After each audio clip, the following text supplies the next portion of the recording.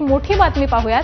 विजय वडेट्टीवार आणि प्रतिभा धानोरकर यांचा वाद हा आता थेट रमेश चेन्नीथलांच्या दारी पोहोचलेला आहे। प्रदेशाध्यक्ष हर्षवर्धन सपकाळ, विजय वडेट्टीवार आणि त्याचबरोबर प्रतिभा धानोरकरांची ऑनलाईन बैठक ही सध्या सुरू आहे। तिन्ही नेत्यांची बैठक ही सुरू आहे आणि त्यामुळे या बैठकीमध्ये त्यांच्या वादावरती काही तोडगा निघणार का याकडे देखील आता लक्ष लागलेलं आहे। आणि याच संदर्भामध्ये आपण अधिक माहिती जाणून घेऊयात। आमचे प्रतिनिधी तुषार कोळे सध्या आपल्या सोबत आहेत। तुषार, चंद्रपूरमधील वडेट्टीवार आणि धानोरकर वाद हा विकोपाला गेलेला आहे। थेट रमेश चेन्नीथलांच्या दारी आता वाद पोहोचलेला आहे। कशा पद्धतीने हा वाद निवळावा यासाठी प्रयत्न केले जात आहेत?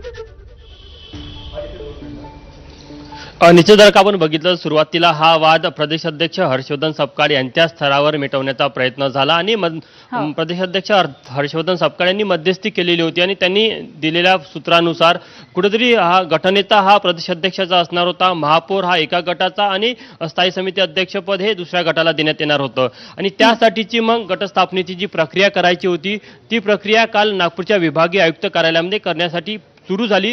तेव्हा प्रतिभा धानोरकर आपल्या 13 नगरसेवकांना घेऊन नागपूरच्या विभागीय आयुक्त कार्यालयामध्ये पोहोचले। मात्र त्यावेळेस विजय वडेट्टीवार गटाचे 14 नगरसेवक देखील तिथे पोहोचले आणि त्यांनी असं म्हटलं की ज्या गट नेत्याची निवड केली जाते तो आम्हाला मान्य नाही। खरं तर आमच्याकडे 14 नगरसेवक आहेत, त्यामुळे आमच्या बहुमताच्या आधारावर आम्ही म्हणेल तो गटनेता व्हायला पाहिजे आणि तिथे मग हा वादाला तोंड फुटलं। मात्र कुठेतरी प्रतिभा धानोरकर यांचा दावा होता की आम्ही प्रदेशाध्यक्षाच्या निर्देशानुसारच आम्ही गटनेत्याची स्थापना केलेली आहे आणि विजय वडेट्टीवार गटाला तो मान्य नव्हता। त्यामुळे आता यातनं तोडगा कसा काढायचा यासाठी रमेश चेन्नीथला, प्रदेशाध्यक्ष हर्षवर्धन सपकाळ सोबतच प्रतिभा धानोरकर आणि विजय वडेट्टीवार या 4 नेत्यांमध्ये आज सकाळला व्हिडिओ कॉन्फरन्सच्या माध्यमातून चर्चा झाली आणि नेमका आता तोडगा काय निघाला हे थोड्या वेळामध्ये विजय वडेट्टीवार इथे प्रसिद्धी माध्यमांसोबत स्पष्ट करणार आहे। मात्र कुठेतरी हर्षवर्धन सपकाळ यांच्या स्तरावर जो वाद मिटवण्याचा प्रयत्न झाला तो मिटला नाही, त्यामुळे मग कुठेतरी महाराष्ट्र प्रभारी रमेश चेन्नीथला यांना हस्तक्षेप करावा लागला। एक चर्चा अशी आहे की कुठेतरी या दोन नेत्यांच्या वादामध्ये काँग्रेस चंद्रपूरमध्ये सत्तेच्या जवळ पोहोचला आणि कुठेतरी या वादामध्ये